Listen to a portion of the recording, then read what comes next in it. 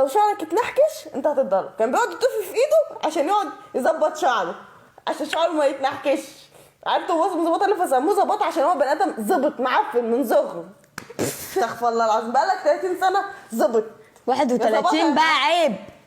اه والله صورة بتاعته معايا وش وده. لا وريني بس معلش، عايزه التاريخ بتاع الميلاد بتاعه. انا تعبت بقى ليش اللي كنت داخله بس ما تزريش البتاع، زري بس تاريخ الميلاد. 1995.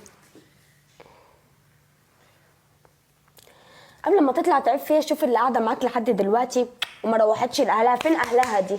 فين اهلها قاعده معاك من الساعه 2 بالليل لحد دلوقتي؟ انزلي كده. 1995 يعني عنده كام سنه يا جدعان اللي بيقول لك 24؟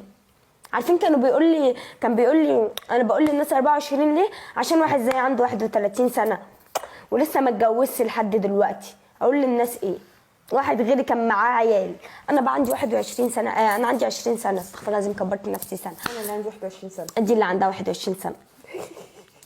ليه بقى انت طالع تعب فيا؟ اللي قاعده جنبك من 2 بالليل لحد الصبح دي ما عبتهاش ليه؟ ما عبتش فيها ليه؟ عشان في الاخر هتاخدها وهتروح بيها على الشقه. عشان عايز يركبها يا بنتي. بس يا ساره عشان اللايف اتكلمي بس بالالغاز، عشان كده كده هتاخدها وتطلع بيها على الشقه.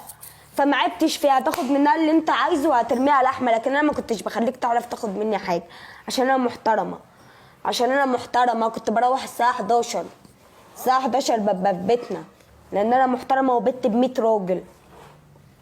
كنت بصرف عليك وبجيب لك اكل وشرب ودنيا ودين. كان شهرك كله انا اللي بصرف عليك. اه والله. انت فاكره كنت بتقعدي تقولي انت بتروحي تدي فلوسك لظباطها وتقعدي من غير فلوس؟ اه والله تروح تديله وتيجي تقول لي